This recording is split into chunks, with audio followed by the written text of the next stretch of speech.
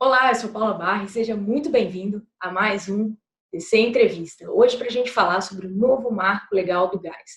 Depois de ter sido aprovado o marco do saneamento, o governo volta suas atenções para outro setor, o do gás natural. No final de julho, o texto que está em tramitação no Congresso desde 2013 passou a tramitar em regime de urgência.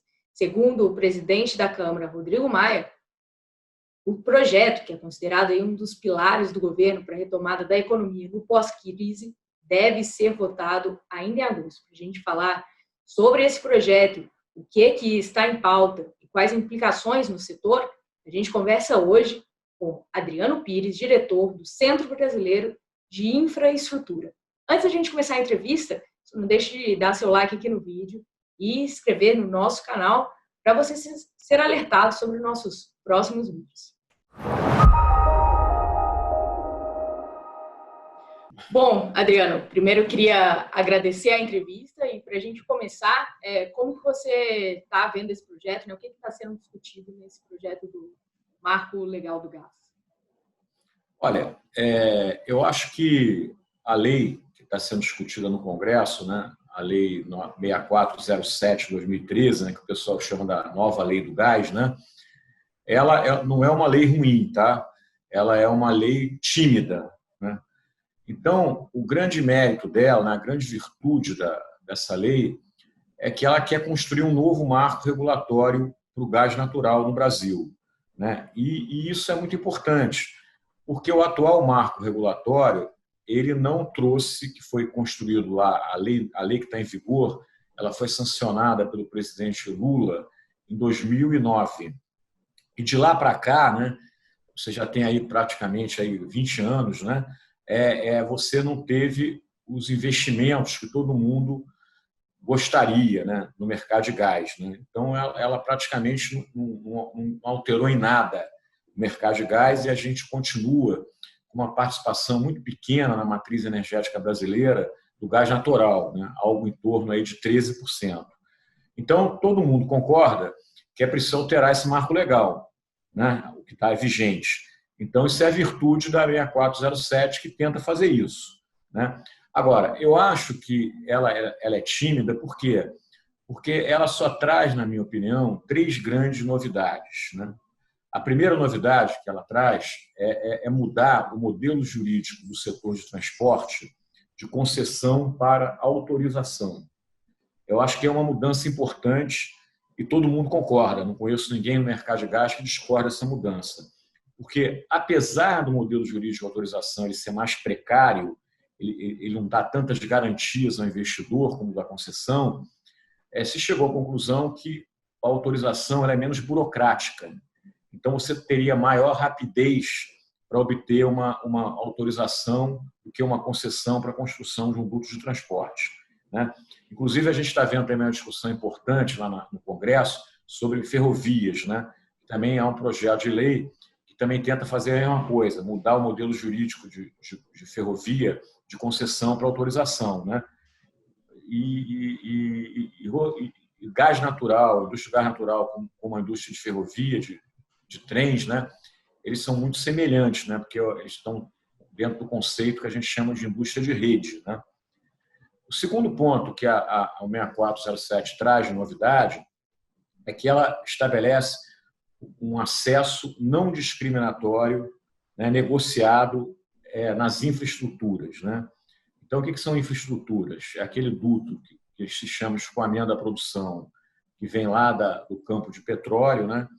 Ou vem tanto em terra como em mar, né? Que é parte da onde está sendo produzido o gás, até chegar a uma UPGN, né? A UPGN é uma unidade que trata o gás, né? Porque normalmente quando você tira o gás, ele é uma energia rica, né? Então o pessoal fala que é um gás úmido.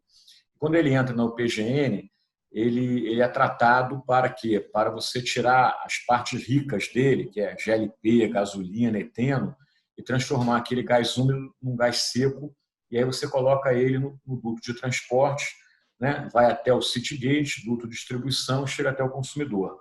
Então, também você está criando, né, quer dizer, acesso não discriminatório ao escoamento da produção, ao PGN e aos gasodutos de transporte. E também as plantas de regasificação, né? Que são plantas que você constrói para receber gás importado, né? O pessoal chama do gás natural liquefeito, GNL, né? Que ele chega de navio, né? Ele é regasificado e ele é usado em termoelétricas, né? Ou então ele também é consumido de maneira líquida. O terceiro ponto que a lei, o PL, não, o projeto de lei, traz de novidade, esse ponto que eu estava acabando de falar também é muito importante, tá? É um avanço. O terceiro ponto, que também é um avanço, é que com a privatização dos gasodutos no Brasil, né? A Petrobras está vendendo gasodutos de transporte, né? Empresa distribuidora, você está mudando aí o funcionamento dos gasodutos de transporte, estabelecendo um critério de entradas e saídas, o que também é um avanço, né? Como eu disse anteriormente, ninguém discorda. Então, são 3 pontos bons, né? Por isso que o PL não é ruim. Agora, eu acho que a gente tem 3 grandes desafios no mercado de gás no Brasil que o PL combate, né, com timidez, né? Quais são os 3 pontos? É aumentar a oferta de gás nacional, né? É expandir a infraestrutura e conquistar novos mercados, né? E por que ele é tímido em relação a isso e nesse combate? Porque ele não cria as condições claras para que isso aconteça. Então, o que eu acho? 90% do PL 6407 ele está ok. Agora, precisa introduzir ali uns 2, 3, 4 pontos, ou seja, alterar menos de 10% o PL para que a gente resolva de maneira objetiva, né, esses 3 problemas que eu te falei anteriormente. Então, o que eu acho? O que está faltando? Primeiro, a gente precisa de fazer uma revisão nos artigos do PL para evitar risco de judicialização, né? O gás natural ele tem uma característica diferente da energia elétrica, né? Apesar de ambos serem indústrias de rede, né? No caso do gás, a produção de gás e o transporte de gás ele é regulado pelo governo federal, através da Agência Nacional do Petróleo. Do Citygate para frente, no segmento de distribuição / comercialização, quem regula são os estados, né, da federação. Energia elétrica não. A energia elétrica, o governo federal regula da produção até o consumidor, né? Então, nos últimos anos, tem ocorrido aí questões de judicialização, porque há uma certa dificuldade de se estabelecer uma fronteira de onde termina a regulação federal e começa a estadual, né? Então, isso a gente tem que evitar, essa judicialização que já ocorre hoje, porque judicialização não rima, né, ou não combina com atração de investimento, né? Então, por exemplo, tem um artigo lá no PL, que é o artigo 7, que, inciso 6º, onde ele coloca lá uma definição de gasoduto de transporte que eu acho que vai gerar judicialização, entendeu? E, então, acho que precisava mudar, mexer nesse texto ou até excluir, entendeu? E tem que fazer leitura de outros pontos que posso também ter. Estou te dando esse como exemplo, né? Aí depois... O Maia, no caso, né, já disse que, bom, espera que esse projeto seja votado em agosto. Você acha que o Congresso estaria aberto aí para fazer mudança no texto, dado, né, que eles querem que isso seja aprovado rápido? Olha só, eu acho que o governo ele está correto, e eu apoio, por exemplo, aprovar o texto, né? Agora, você sabe que às vezes a pressa não é uma coisa boa, né? Muitas vezes, né? Então, eu acho que a gente, nesse mundo de pandemia e de pós-pandemia, eu acho que sempre vale a pena fazer uma releitura do que você aprovou antes da pandemia, né? Porque agora o mundo vai ser diferente, né? Ninguém sai dessa história impunemente, né? Com a mesma cabeça que tinha antes. E esse projeto ele foi aprovado lá na Comissão de Minas e Energia em outubro de 2019, né? Em outubro de 2019, ninguém podia imaginar que a gente ia viver esse cisne negro, né? Da pandemia, né? Então, eu acho que não só esse PL do gás, como qualquer modificação, qualquer reforma que o governo venha a fazer hoje, né, tributária, administrativa, na energia elétrica, na ferrovia, é necessário uma releitura, porque eu acho que o mundo daqui para frente vai ser diferente, né? Então, e uma diferença importante e muito objetiva e pragmática é que agora a disputa por investimento vai ser mais difícil do que era antes da pandemia. Por quê? Porque todos os países, né, Paulo, saíram prejudicados nessa história. Ninguém saiu feliz disso. Ninguém está saindo feliz disso, né? Então, a gente precisa criar mecanismos legais para você se diferenciar de outros países e conseguir atrair mais investimento, né? Lá atrás, antes da pandemia, estava mais fácil, agora vai ficar mais difícil. Então, nesse sentido, a segunda modificação que eu acho que precisaria ser feita no PL é em relação ao que ele coloca lá, que a gente chama de desverticalização, né? Então, o PL ele fala que a empresa que produzir gás no Brasil, ela não poderia ser dona do transporte, a de transporte não poderia ser dona da distribuição e vice-versa, né? A distribuição não poderia ser dona do transporte, não poderia ter produção. Isso aí, a preocupação do governo colocar isso é legítima. Por que é legítima? Porque ele quer evitar a formação de monopólios, né? Como você tinha com a da Petrobras, né? Porque outra coisa importante que está acontecendo hoje é que a Petrobras está saindo do monopólio do gás. Isso também ajuda muito a gente construir um novo marco legal, o fato da Petrobras estar sendo monopólio. Mas também a gente tem que ter consciência que nós precisamos atrair investidor. Nós não podemos criar uma legislação que restringe investimento, né? E isso que está colocado na 6407 restringe investimento. Então, qual é a solução para a gente não restringir investimento, mas, ao mesmo tempo, evitar o monopólio? É o que acontece no setor elétrico brasileiro, né? Vou te dar um exemplo concreto. Existem grupos no setor de energia elétrica brasileiro, por exemplo, a Neoenergia, que é um grupo espanhol, ela é dona hoje da distribuidora de energia da Bahia, a Coelba, né, que é um setor regulado, né, pela agência reguladora, e ela tem investimento em transmissão e geração de energia elétrica. Mas como é que acontece de fato a coisa? A Coelba, ela não pode comprar transporte nem comprar geração, porque ela é uma empresa regulada. Mas a holding Neoenergia pode. Então, você, na realidade, você faz uma espécie de desverticalização, ou um termo que muita gente gosta de falar em inglês, que é o unbundling, um unbundling contábil. E aí você não vai precisar abrir mão de investimento, ainda mais num setor, como é o gás natural no Brasil, que é um setor greenfield. Você tem uma página em branco, né? Você precisa fazer investimento em todos os elos da cadeia, né? Então, eu acho que isso deveria ser mudado na Lei 6407. Para quê? Para que a gente atraísse investimento.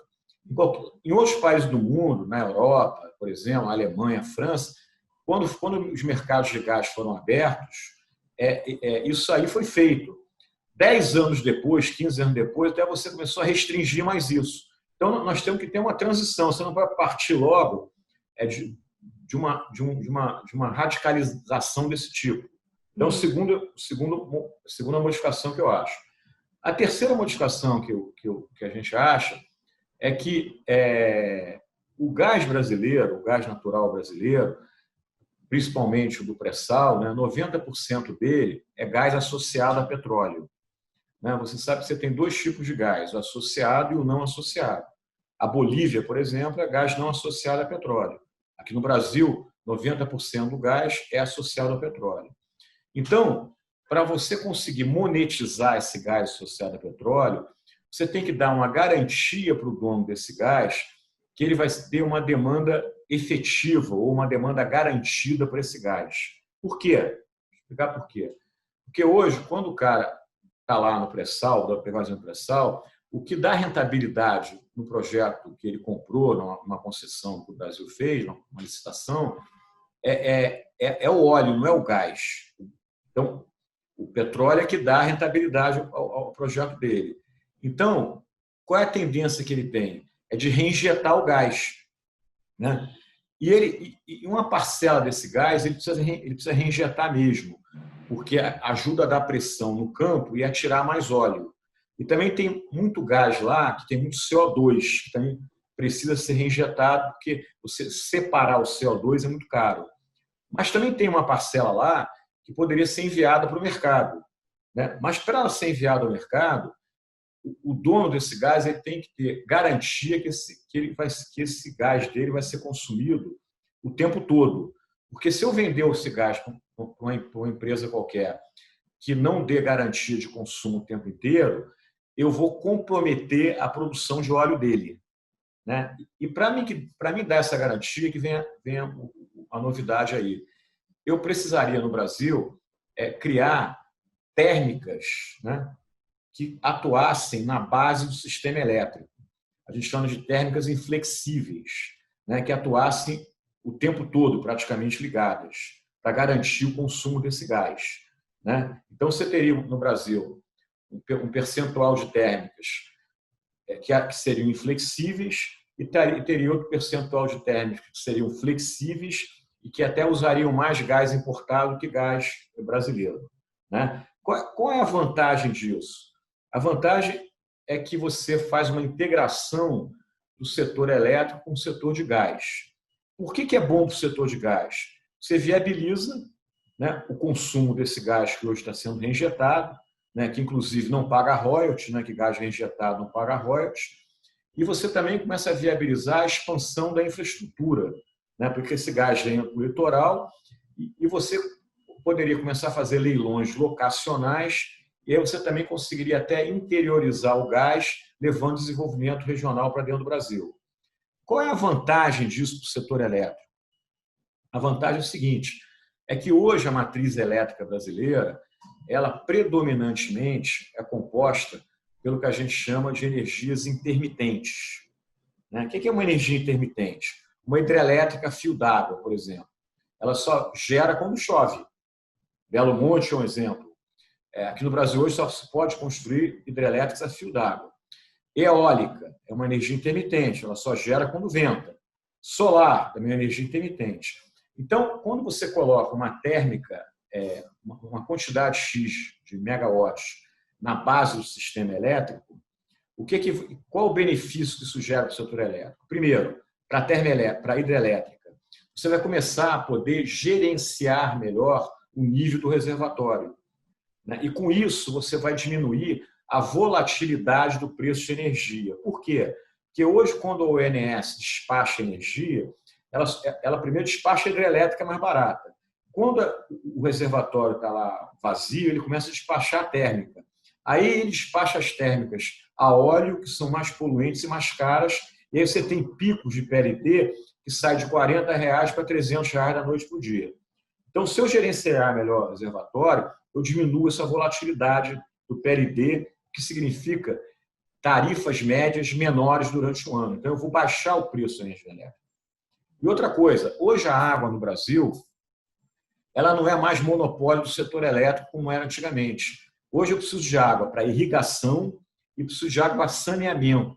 Você acabou de aprovar um marco legal de saneamento no Brasil, né, depois de uma discussão aí imensa. Sem água não tem saneamento, né? Agora, por que a térmica na base é boa para renováveis, né? Renováveis, eu estou falando aqui do vento e do sol. Porque ela funcionaria como uma espécie de bateria virtual, né? Porque hoje as baterias são muito caras ainda, né? Então eu, com uma térmica na base, eu garantiria a expansão da eólica e da solar na matriz elétrica brasileira com resiliência e com segurança de abastecimento. Por isso que eu estou falando aqui, é que no mundo inteiro se fala que o gás é a energia da transição, né, para uma matriz 100% limpa daqui a 30, 40 anos. Né? Então, o Brasil está muito atrasado em relação a isso.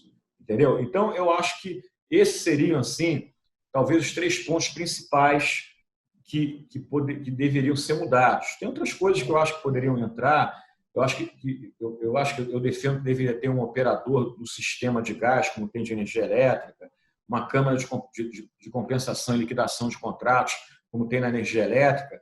Mas aí tem um argumento: Adriano, você tem tão pouco quilômetro de duto ainda, talvez não valha a pena criar essas instituições agora, porque vai aumentar custo. Né? Deixa para criar isso daqui a uns anos, quando você tiver aí mais quilômetros de duto construído. Tudo bem, eu não vou discordar disso, tá? Eu acho que, enfim. Agora, esses 3 pontos que eu falei para você, na minha opinião, eles são essenciais e fundamentais para a gente acelerar o crescimento do gás da matriz energética e elétrica brasileira nesse mundo pós-pandemia. Entendeu? E provavelmente eles não foram olhados com detalhe lá atrás, que o mundo era outro. Mudou. Né? Mas nem eu nem você somos culpados disso. Agora a gente tem que se adaptar às circunstâncias. Então é um pouco isso que eu vejo, entendeu, Paulo? Exatamente, até isso que eu ia te perguntar: por que o Brasil ele ficou tão atrasado nessa expansão do setor de gás? Qual que é o nosso cenário hoje, gás, comparado aos Estados Unidos ou a um outro país que tem esse setor mais desenvolvido? Não, pode falar, depois eu dou complemento. Olha, o Brasil ficou muito atrasado na área de gás. A grande explicação é o monopólio da Petrobras. Uhum. Né? A Petrobras era uma empresa que ela tinha um monopólio que eu chamo de vertical e horizontal na área de gás. Vertical por quê? Porque ela era a única que importava gás, a única que produzia gás, a única que transportava gás, e ela tinha participação em 19 empresas distribuidoras de gás. Então, esse monopólio é uma coisa que nunca é boa, né? Nem para ninguém, nem monopólio privado, nem monopólio público, né? Porque você acaba gerando uma ineficiência grande e também os preços ficam mais altos, porque o monopolista ele coloca no preço o poder de monopólio dele. Por isso o gás no Brasil sempre foi uma coisa cara. Tá? Isso fez com que o Brasil ficasse muito atrasado em relação aos países. Então, vou te dar um exemplo assim, extremo. Estados Unidos hoje tem 4,5 milhões de quilômetros de gasodutos, juntando gasodutos de transporte e distribuição. O Brasil tem 40 mil. É 100 vezes menor do que os Estados Unidos. O Brasil tem uma rede de gasodutos menor que a Argentina, menor que a Colômbia, menor que a França, menor que a Bélgica. Entendeu? Isso tudo é função de que a principal causa é o monopólio da Petrobras, que agora está desaparecendo. A Petrobras fez um acordo com o CAS para vender uma série de ativos na área de gás, né? E também você tinha um segundo aspecto, que o Brasil sempre foi um grande importador de gás, né? Quem desenvolveu o mercado de gás no Brasil nos últimos anos foi a construção do gasoduto Brasil-Bolívia. Se você não tivesse Brasil-Bolívia, a situação aqui era pior ainda. Tá? Mas o que está acontecendo hoje que pode mudar esse panorama? Primeiro, o que eu te falei, a Petrobras está saindo do monopólio.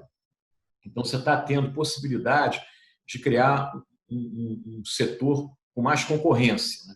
Lembra que a indústria de gás ela é igual à indústria elétrica, que ela tem concorrência na produção e depois é um monopólio natural no transporte e distribuição. Né? Então, na produção é preço, no transporte e na distribuição é tarifa.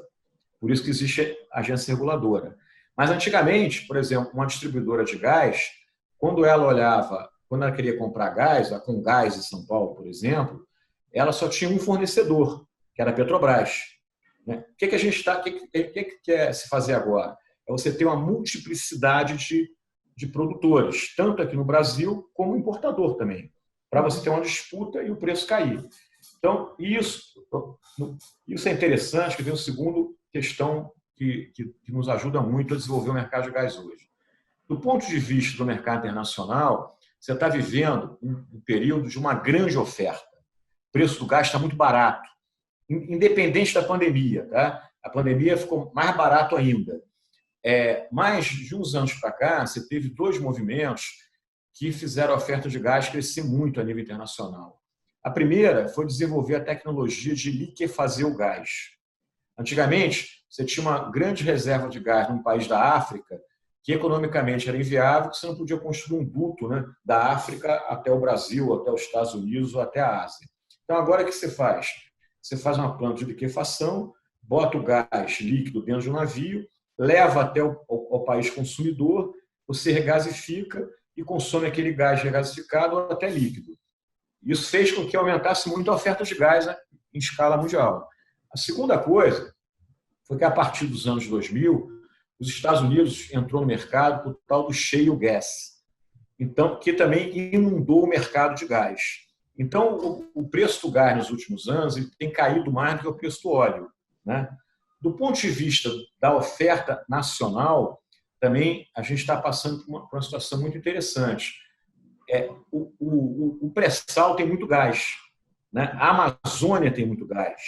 Então, em termos de pré-sal, estava se falando, antes da pandemia, que nos próximos 10 anos você ia dobrar a produção de gás no pré-sal. Com a pandemia, você vai ter uma redução de investimento das petroleiras. Então, se não dobrar daqui a 10 anos, vai dobrar daqui a 12, daqui a 13, mas o fato é que existe gás lá. Então, essa conjugação de fim do monopólio da Petrobras, mais um aumento de oferta, tanto a nível internacional como nacional, nos dá uma chance real de realmente conseguir, finalmente, desenvolver o mercado de gás no Brasil. Uhum. Essa questão do aumento de oferta, queda de preço, é até uma das bandeiras do governo quando ele defende esse projeto, esse novo marco do gás, baratear, né, o custo do gás. Como que fica isso em relação às empresas que podem querer investir nesse setor, dado que o gás pode ficar mais barato? Ele é bom para aumentar a expansão do mercado, mas para a empresa que está investindo, não seria ruim isso? Não é ruim pelo seguinte, quer dizer, veja bem, imagina uma petroleira, ela tem gás lá no pré-sal, né? Ela hoje, ela reinjeta uma parte porque é importante para aumentar a produção de óleo, mas ela poderia estar vendendo outra parte que não está vendendo, então ela não está monetizando o gás, né? Então, para ela é importante que se desenvolva mercado para ela poder vender esse gás.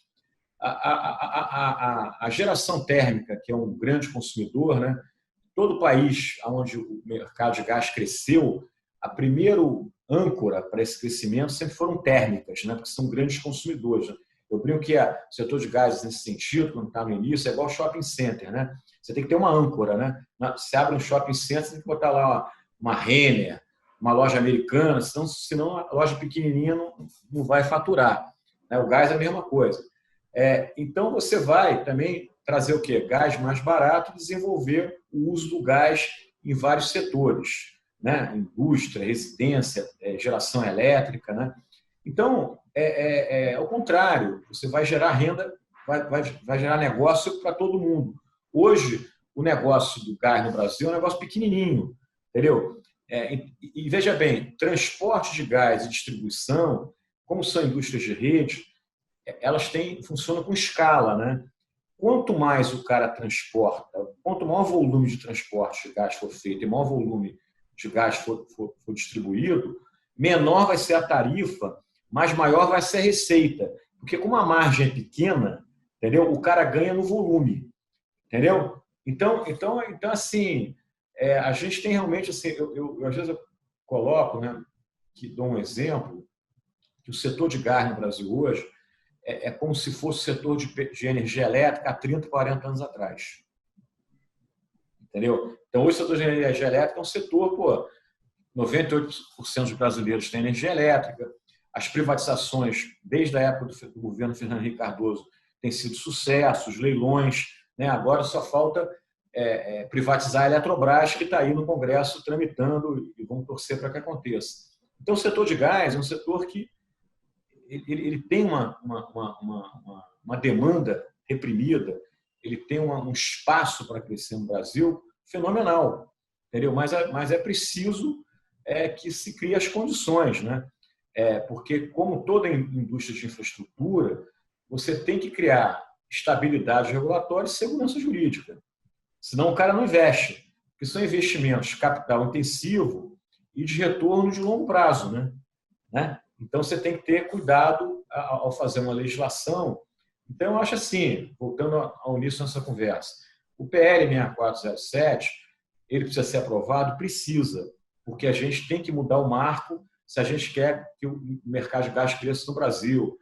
Por exemplo, se eu falar, o gás vai ficar mais barato, a única chance do gás ficar mais barato é se a gente aumentar a oferta, né? O preço só cai quando aumenta a oferta, a não ser que seja na canetada, né? Então, é preciso aprovar esse marco regulatório. Agora, eu acho que, volto a dizer, que a gente precisa fazer pequenas alterações para a gente não ter que daqui a 2, 3 anos estar discutindo outra vez uma lei do gás. Uhum. Entendeu? Essa que é a questão que eu falo. Então, eu não estou aqui dizendo, tem que mudar metade do PL 6407, tem que mudar ele inteiro. Não, eu acho que são mudanças que representam nem 10% do que está escrito atualmente lá, entendeu? E hoje, quais são os principais consumidores do gás aqui no Brasil, de gás natural? Hoje você tem, os consumidores são a indústria, né? Uhum. E residências, comércio, né? E carro, né? Que o GNV no carro, Uhum. né? E também as térmicas, né? Uhum. As térmicas, às vezes, elas dão uma mascarada no mercado de gás. O que eu quero dizer com isso é o seguinte: quando você liga muita térmica, né? E nos últimos anos tem acontecido isso, porque desde 2013 os reservatórios brasileiros estão em estado muito vazios, né? Então você está sendo obrigado a ligar muita térmica. Aí quando liga muita térmica, o consumo de gás vai lá em cima, né? Quando você desliga a térmica, o consumo de gás vai lá embaixo, né? Então, depois da térmica, você tem indústria, né? Mas acho que ainda tem muita indústria para ser conquistada a nível de consumo de gás. E residência e comércio, você tem muito pouco, né? Basicamente, só 2% dos brasileiros são ligados com rede de gás. E, basicamente, a grande maioria deles está em São Paulo, no Rio, né? Entendeu? Então, é um mercado que eu te falei, é um papel em branco, entendeu? Você tem um potencial de crescimento muito grande, né? É curioso, né, que agora na pandemia, por exemplo, o consumo termoelétrico caiu, né? Porque não ligou térmica, porque a economia não cresceu, né? E o consumo industrial também, né, caiu. O de comércio também caiu, porque os restaurantes foram fechados, né? E o residencial, aonde tinha residencial, aumentou para burro, né? Porque as pessoas ficaram em casa e todo mundo ligou lá o fogão para fazer comida, né? Então a gente vê assim o potencial que a gente tem aí, entendeu? Então é uma oportunidade. Acho assim, estamos no momento de fazer reforma no Brasil, mas não adianta fazer reforma que não traz mudanças profundas e grandes, né? Porque senão a gente vai perder tempo, é uma discussão, vão brigar, vão discutir, vão se chatear, para depois, no final do dia, mudar 1 centímetro. É muito custo para pouco benefício, né? Então, acho que a gente tem que encontrar uma equação aí melhor, entendeu? Para a gente aprovar com a maior rapidez possível o 6407, mas aprovar. Eu estou vendo lá nos debates da Câmara, né? O presidente da Câmara, o deputado Rodrigo Maia, ele está com essa preocupação, né? Ele está com a preocupação que existe um consenso maior no texto antes de ser votado, né? Então, ele está percebendo, ele e outros deputados, que está faltando algumas coisas. Mas o governo está muito rígido, né? Muito firme, né?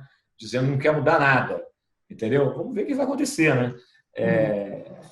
Vamos esperar, porque também, né, Paula, depois que for aprovado na Câmara, ainda vai para o Senado. Ainda tem uma outra etapa, né? Então... Tem bastante discussão, hein? Ainda tem bastante discussão. E falando em relação à Petrobras, qual a implicação que esse projeto ele tem na empresa e se de alguma forma ele pode ter alguma implicação nessas unidades que a Petrobras quer privatizar do setor? Acho assim, para a Petrobras, o que ela está fazendo, independente da lei do gás, esse programa de desinvestimento que ela está fazendo, é fundamental para a reconstrução da empresa. A Petrobras foi uma empresa destruída no governo do PT. A Petrobras ficou com uma dívida de 100 bilhões de dólares, a maior dívida de empresa corporativa do mundo. Ela não está com uma dívida muito alta, em torno de 80 bilhões de dólares. Para ela melhorar, para ela voltar a ser uma empresa mais lucrativa, ela tem esse desafio de redução da dívida, né? Porque que aquele indicador, né, dívida líquida e EBITDA da Petrobras, ele é muito alto em relação às suas congêneres, né, as outras petroleiras. Então, a Petrobras tem que ter uma rigidez de capital muito grande ainda. E para ela resolver essa dívida, uma coisa essencial é ela vender ativos que não dão taxas de retorno adequadas para ela, né? E a Petrobras, ela tem um negócio aí que chama pré-sal, que é o melhor negócio que ela tem, né? Que dá taxa de retorno muito alta, né? Então, o que a gente está vendo na Petrobras, e eu acho que de maneira correta, o presidente atual da Petrobras, o Roberto Castelo Branco, ele está fazendo o quê? Ele está vendendo ativos que não são core business da empresa e que não dão taxa de retorno adequada. Por que ele está vendendo? Primeiro, para realmente ter uma empresa mais enxuta. Mas, segundo, ele precisa vender porque precisa pagar a dívida. Isso é igual a gente, né? Você deve, você tem que dar um jeito, você não pode ficar devendo aquele dinheiro todo. Então, ele está vendendo lá as refinarias, metade delas, vendeu lá os canos, os gasodutos do Norte, Nordeste, do Sudeste, quer vender a participação lá no gasoduto Brasil-Bolívia, está vendendo a Gaspetro, que é o braço de distribuição de gás natural, vendeu a Liquigás, está vendendo alguns campos de petróleo. Por quê? Porque ele está concentrando o negócio dele no pré-sal, em ser produtor de petróleo e gás, que ali ele tem uma taxa de retorno absurda. Entendeu? Então eu acho que independente da lei do gás, quer dizer, ajuda, evidentemente, volto a dizer, o fim do monopólio, a Petrobras não ter mais o monopólio no gás, ajuda o mercado de gás, mas ajuda muito a empresa também. Uhum. E em termos de investimentos, quanto que a gente está falando que pode abrir para o setor esse novo marco? Olha, esse negócio de número, né, Paula? Eu nunca gosto de me arriscar em falar se vão 600, eu vi com o número aí de 600 bilhões, eu não sei de onde o cara tira o número, entendeu? Aí o outro diz que vai cair a tarifa em 40%. Eu não gosto de falar número, porque eu ainda não consegui botar turbante na cabeça e bola de cristal na mesa, entendeu?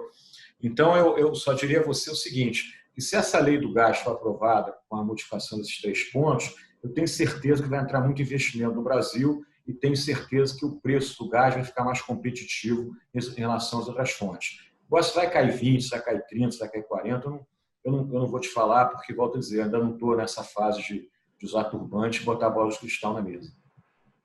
Oi, para a gente finalizar, eu queria fazer mais uma pergunta. Por que se fala que o gás é a energia de transição para uma matriz mais limpa? Vou te falar. O mundo, né, ele sempre teve energias, né, predominantes, né?